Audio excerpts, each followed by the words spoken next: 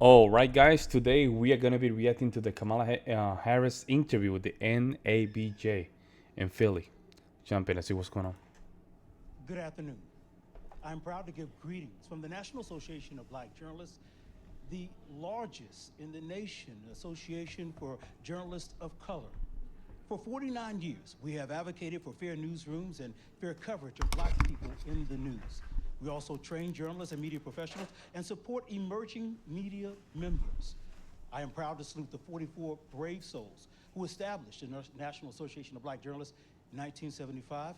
Our founders present, would you please stand?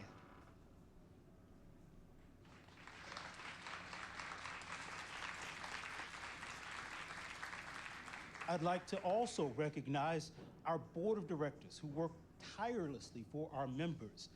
Our board members present, please stand.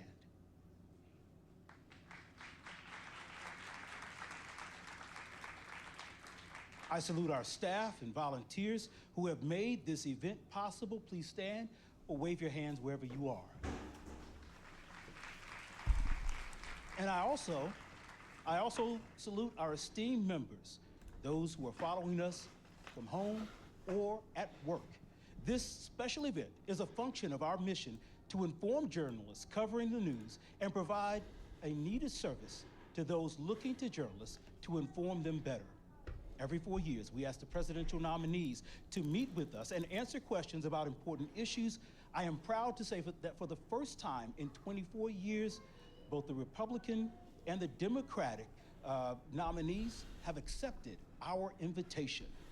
Just like the last discussion, PolitiFact will provide real-time fact-checking of the conversation via hashtag NABJ FactCheck on social media and through the live feed on the NABJ website. Again, thank you so much for attending. Okay, let's go. Don't even know whether or not they need to applaud. Come on now.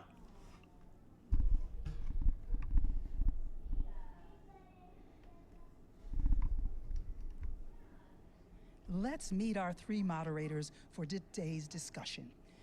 Jaron Keith Gaynor is the White House correspondent and managing editor of politics for The Grio. Eugene Daniels is co-author of the Politico Playbook and is Politico's White House correspondent.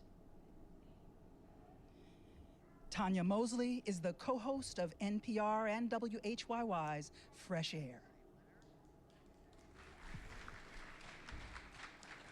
Hello, everyone, and welcome. We're going to get right to it. Without further ado, Vice President Kamala Harris. They gonna applaud? What's going on?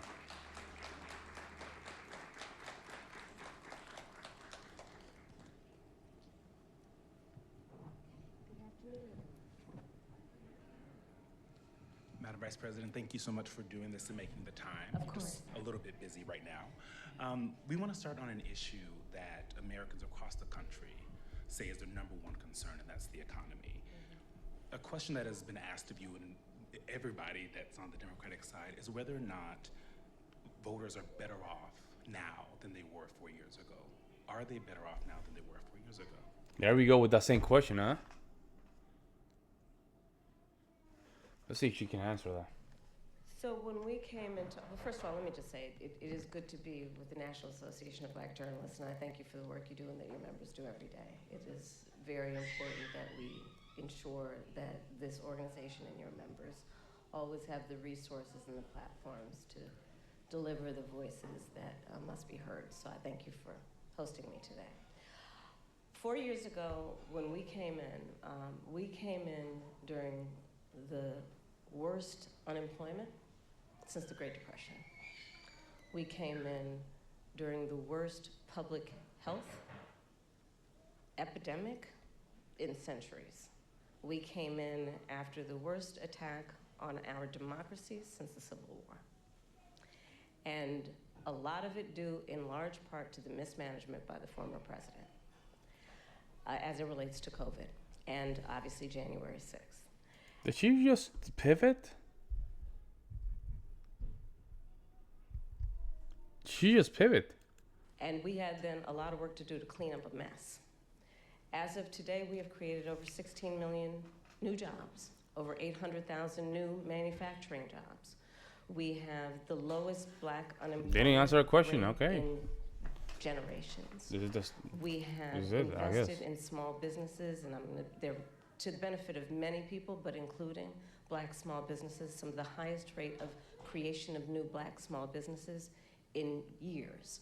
We have done the work of capping the cost of prescription medication. what for our is she seniors for talking issues about? Like insulin, and again, I'm speaking to the The black question was the same one in the debate, the same one in her first interview, right? Alone. The question was, are American better today? Before 4 years ago, something like that. I don't remember the question. This is how far she went. I can't even remember the question. And she just went to small business owner, nothing to do with the question. The question is yes or no, and here's why. That's how you answer that. If it's no, it's okay. Are they better off? No, but here's why. And bam, bam, bam, bam. Oh, yes, and here's why. But she go to these tangible, untangible kind of script answers that they go nowhere. journalists who care about all people, but in particular, I'll talk about the impact on black people, where we know black folks are 60% more likely to be diagnosed with diabetes. And we have now finally capped the cost of insulin for our seniors at $35 a month, capped the cost of prescription medication for our seniors at $2,000 a year, because we, unlike the former president who promised to do it, we finally have allowed Medicare to negotiate drug prices against the big pharmaceutical companies. And these are just some of the accomplishments. Is the price of groceries still too high? Yes. Do we have more work to do? Yes. And I will tell you, I do believe that I offer a new generation of leadership for our country that is about, in particular, turning the page on an era that sadly has shown us attempts by some to incite fear, to create division in our country, and to do the work that is about bringing some level of optimism and, dare I say, ambition about what I know is possible in our country. And so my plan for the economy includes what I imagine and believe and call an opportunity economy. What we can do to grow an opportunity. And this is one of those buzzwords, opportunity in economy. She want to call it opportunity zone because it's already in place. I mean, oh my goodness, it just sounded the same as the debate, as the interview. There's no originality in what she says. It's just crazy. And to understand this, I need to watch these interviews because I need to understand where they're coming from. But when she say that, this is so unauthentic. Opportunity economy, where all people have access to the resources to compete, More to government apply spending, their I guess. incredible work ethic, their ambition, their aspirations, and their dreams, and actually not just get by, but get ahead. And I can talk in more detail about it, but specifically, I'll mention a few things. Yeah. One of the big issues that affects people right now in terms of the economy and their economic well-being is we have a shortage of housing supply. That's not true. That's not true. We have houses everywhere. That's not a shortage. It's not a short of houses. We have houses. Houses are being sold every day. The houses are too expensive. That's why people are not buying it. Because our money is worth less. So therefore, they increase the prices of the houses. But it's not a housing shortage. We have too many houses. too expensive. People can't afford to buy a home. You know, we grew up, our parents, where they had the ability to somehow believe the American dream was attainable. Not so much for younger working people. And I recognize that. So my approach is a new approach, which is to say, let's just take this and deal with it head on. And part of my approach is to say, I'm going to employ and engage the private sector, in particular home builders with tax credits, to give them the incentive to create new housing 3 million by the end of my first term, and understanding that not everybody is, handed a silver spoon, but works hard and is trying to save up for a down payment. Part of my plan under my opportunity economy is to give first-time home buyers a $25,000 down payment assistance so they can just get their That sounds foot so bad. Such a bad idea, man. in the door. Such a bad idea. To be able to then engage in what will prove to be their opportunity to build intergenerational wealth. Yeah, And that's $25,000 more expensive for the house. here's my personal experience coming at that. I grew up a middle-class kid. My mother was hardworking. She raised me and my sister Maya. She saved up, and it was only by the time I was a teenager that she could afford to actually buy her first home. And I know, and I identify with, I know where I come from. Madam Vice And I President. know, but I'm just gonna finish. I know that so many people She work went so to a tantrum, hard bro, for almost 8 minutes, bro. and should have the opportunity to just get their foot in the door. Again, so it's not just about getting by, but getting ahead. Please. I'd like the opportunity economy. Housing Yeah. is a part of it, as well as expanding the earned income tax credit, Yes. financial support, as you mentioned, for first-time buyers, Yeah. and a $50,000 tax deduction for startups and small businesses. Yes. But I want to talk to you about the squeeze that millions of Americans are also dealing with that impacts their ability to work and make money, and that is childcare and Yeah. elder care. Yeah. And it's a squeeze for millions of people. In some parts of the country, it costs more for childcare than for rents. I think That's right. Bloomberg recently reported an average of $33,000 a year. So I'm just wondering, you mentioned that in your opportunity economy, a child tax credit, but that's just one part of an Yeah. ecosystem. Right. Please tell us, what plans will you propose to guarantee that families can actually afford childcare and elder care? So to your point, it is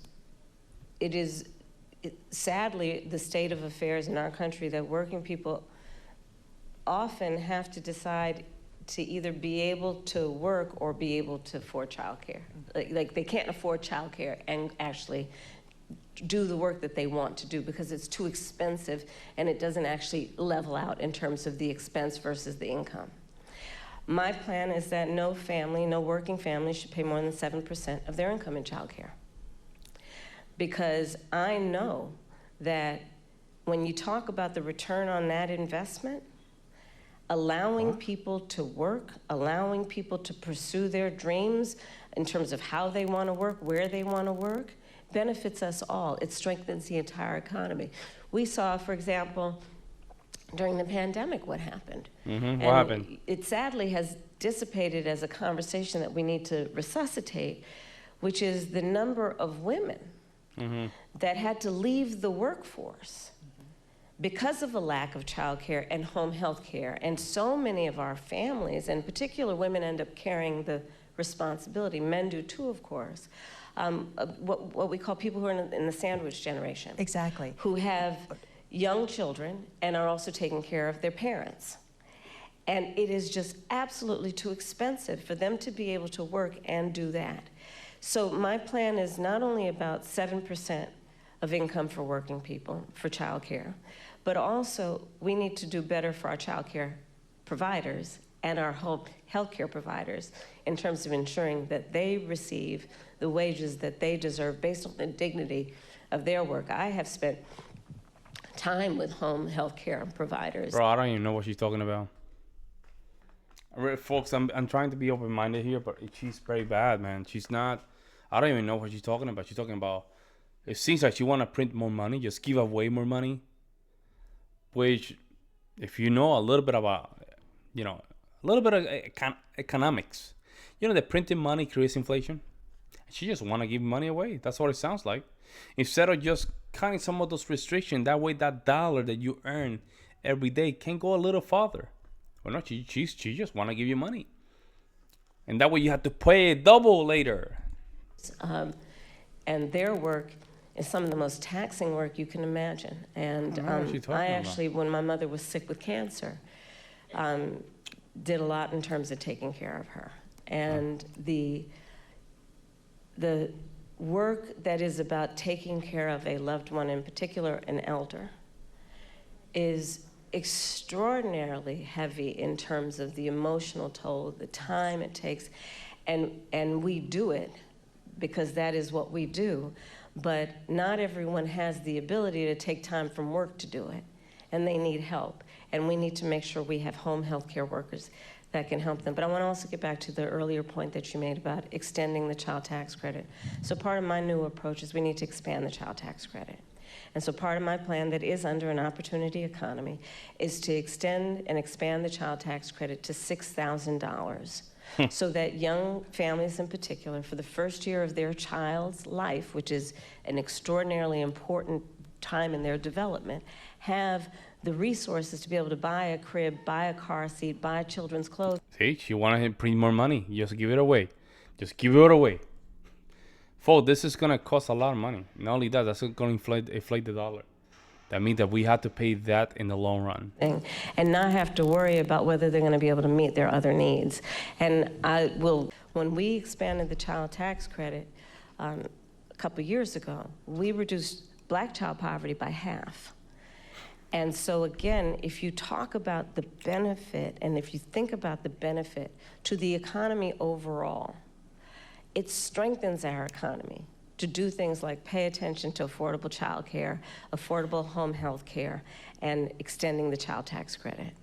Madam Vice President, Black men, as you know, are a closely watched voting bloc. You've hosted Black men at your residence. Yep. You have engaged Black men and centered them in your economic opportunity tour. But polling shows that some Black men, particularly young Black men, are considering voting for Donald Trump, and they see him as better for the economy. What is your message to young Black male voters who feel left out of this economy, and how can your economic policies materially change their lives? So I appreciate the spirit of the question, but I'll tell you, I've often been asked this question in a way that I've had to respond by first saying that I think it's very important to not operate from the assumption that Black men are in anybody's pocket. Black men are like any other voting group. You gotta earn their vote. So I'm working to earn the vote. Not assuming I'm going to have it because I am Black, but because the policy. Whoa, that I am Black statement sounds so weak. That's weak. That's weak. Actually, I'm telling you, that was weak. That was weak. Let's just go back to that. Wow.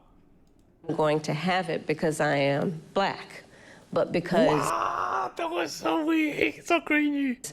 The policies and the perspectives I have understands what we must do to recognize the needs of all communities, and I intend to be a president for all people. Specifically as it relates to what we need to do, to your point around economic opportunity, yes, I started way before I was at the top of the ticket at what I called an economic opportunity tour, focused on Black men.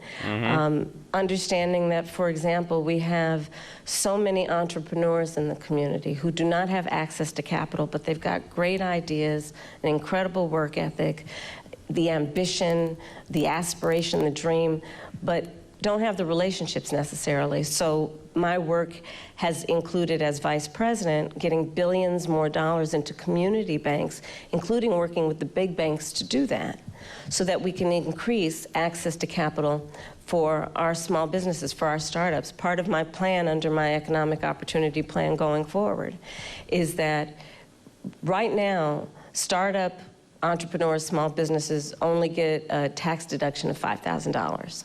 There you go with the tax deduction thing. Small business, tax deduction, credit.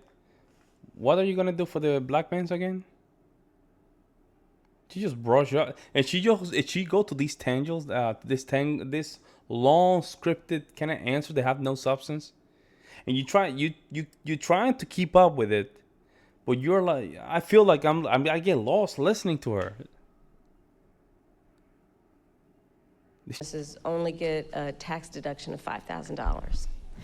Nobody can start a small business with $5,000. So I'm expanding that to $50,000. understanding, again, that when people have the opportunity to have the resources to get started, they're going to put the good ideas, they're going to put the hard work into it. And part of what I also know is that our young black men, just like any group of people, anybody, our small businesses are really the... Bro, small businesses, and she's going to give 50,000, which is going to increase the inflation, and that's not going to help the economy. I'm going to simply leave the rest of the interview down below, and that way you guys can watch it.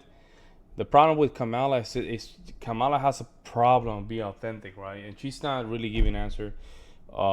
She says a lot of the same talking points, which is very hard to believe. Her team probably gave her some talking points to say here and there. And you can tell even the interviewers is like, oh, man, this is going to be a long rant, so we have to chime in. That's why the lady from the NPR, she had to just chime in, because she will just be there for the entire 40 minutes. And the reason she did this interview is because she felt comfortable just, go out the cuff and just say whatever the hell you want to say. But let me know what you guys think, and I'll see you in the next one.